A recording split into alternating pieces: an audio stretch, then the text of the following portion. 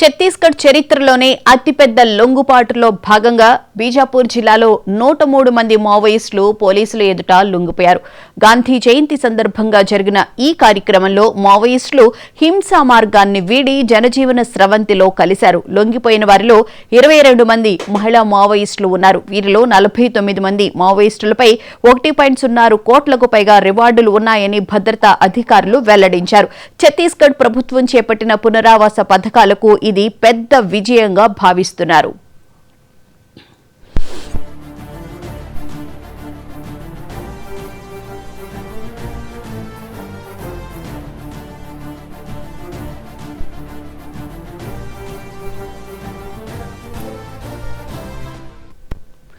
ఒకే రోజు ఇంత పెద్ద సంఖ్యలో మావోయిస్టులు లొంగిపోవడానికి గల కారణాలను అధికారులు వివరించారు. సంస్థలో అంతర్గత విభేదాలు, మావోయిస్టు సిద్ధాంతాలపై నమ్మకం కోల్పోవడం దీనికి ప్రధాన కారణాలుగా చెప్పారు.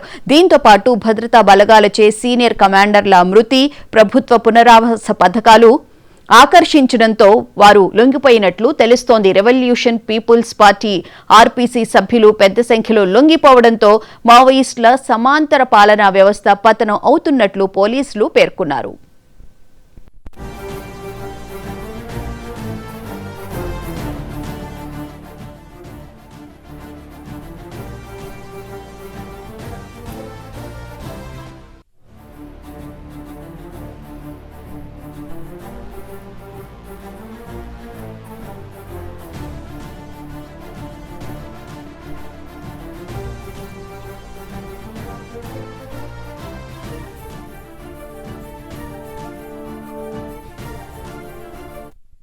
లొంగిపోయిన మావోయిస్టులకు ప్రభుత్వం పునరావాస పథకం కింద తక్షణ సహాయంగా ఒక్కొక్కరికి 50,000 రూపాయల చొప్పున చెక్కు అందజేశారు.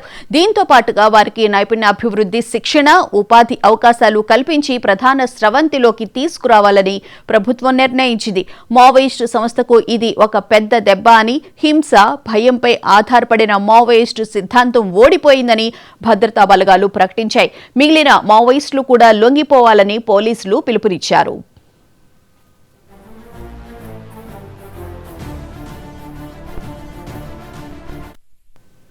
ఇదే అంశానికి సంబంధించిన పూర్తి వివరాలను మా Delhi bureau chief Shirish live లో అందిస్తారు. శిరీష్, చెప్పండి, మావోయిస్టులు లొంగిపోవడం, అది 103 మంది ఒకటేసారి లొంగిపోవడాన్ని మనం ఎలా చూడాలి? కేంద్రం ఇచ్చిన గడువు దగ్గర పడుతున్న నేపథ్యంలో మావోయిస్టులు ఒక్కొక్కరుగా లొంగిపోతున్నారని చెప్పి అనుకోవచ్చా?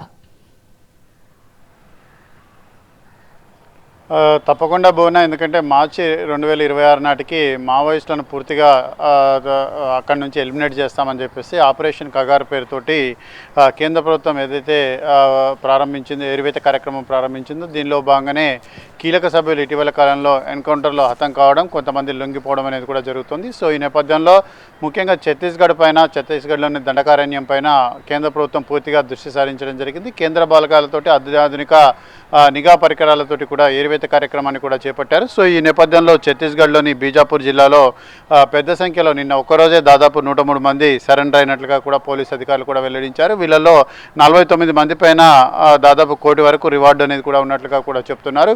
సో ఈ 103 మందిలో దాదాపు 22 మంది మహిళలు ఉన్నట్లుగా కూడా సమాచారం. ఇటీవల కాలంలో మావోయిస్టు భావజాలంపై అసంతృప్తి, పార్టీలో అంతర్గత కలహాల కారణంగానే కొంతమంది లొంగిపోయినట్లుగా బీజాపూర్ ఎస్పీ జితేంద్ర యాదవ్ నిన్న ప్రకటించడం కూడా జరిగింది. అయితే ఛత్తీస్గఢ్ చరిత్రలోనే ఈ స్థాయిలో మావోయిస్టులు లొంగిపోవడం అనేది కూడా తొలిసారి అని చెప్పేసి కూడా పోలీసులు పేర్కొంటున్నారు. అయితే ఇలా మావోయిస్టులు లొంగిపోవడానికి కేంద్ర ప్రభుత్వం స్వాగతిస్తోంది. అయితే ఇటీవల కాలంలో తమ చర్చలకు సిద్ధమని చెప్పేసి కొంతమంది ప్రకటించినప్పటికీ మావోయిస్టులతో చర్చలు జరిపే ప్రసక్తి అనేది కూడా లేదు.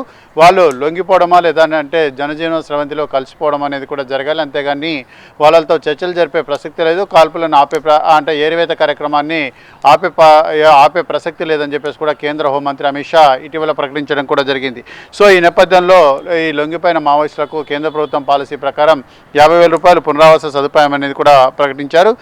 బస్తర్ ప్రాంతంలో ప్రభుత్వం చేపడుతున్న అభివృద్ధి కార్యక్రమాలలో వీళ్ళు సంతృప్తిగా ఉన్నారు కాబట్టి వీళ్ళంతా కూడా లొంగిపోయారని చెప్పేసి కూడా బీజాపూర్ ఎస్పీ ప్రకటించడం కూడా జరిగింది. సో మొత్తం మీద కూడా లొంగిపోయిన మావోయిస్టులలో రివల్యూషనరీ పార్టీ కమిటీ సభ్య అంటే సంఖ్య ఎక్కువగా ఉందని చెప్పేసి కూడా చెప్తున్నారు. సో ఇందులోని వాళ్ళే చాలామంది కూడా లొంగిపోయారని చెప్పేసి కూడా పోలీసులు కూడా చెప్తున్నారు. సో మొత్తం మీద కూడా ఇటీవల కాలంలో మావోయిస్టుల కీలక నేతలు కేంద్ర బలగాల చేతిలో చనిపోవడమో లొంగిపోవడం వంటి కారణాలతోటి వామపక్ష తీవ్రవాదాన్ని విడిచిపెట్టాలని చెప్పేసి కొంతమంది నిర్ణయించుకున్నారు. ఆ నిర్ణయంలో భాగంగానే మొత్తం మీద కూడా ఈ ఒక్క సంవత్సరంలోనే దాదాపు 410 మంది మావోయిస్టులు లొంగిపోతే దాదాపు 421 మందిని అరెస్ట్ చేసినట్టుగా కూడా ఇటు పోలీసులు ప్రకటించడం కూడా జరిగింది. సో మొత్తం మీద కూడా ఈ ఆపరేషన్ కగారు భాగంగా మా ఛత్తీస్గఢ్ పరిసర ప్రాంతాల్లో కూడా కేంద్ర బలగాలు విస్తృత గాలింపు చర్యలు కూడా చేపడుతున్నాయి. ఇప్పుడంతా కూడా వర్షాకాలం అనేది కూడా దాదాపుగా నిలిచిపోయిన పరిస్థితుల నేపథ్యంలో వచ్చే సీజన్ అనేది కూడా చాలా కీలకం కాబట్టి ఈ నేపథ్యంలో మావోయిస్టులను పైచేయి సాధించేందుకు పోలీసు బలగాలంటి కూడా ప్రయత్నాలంటి కూడా చేస్తున్నాయి.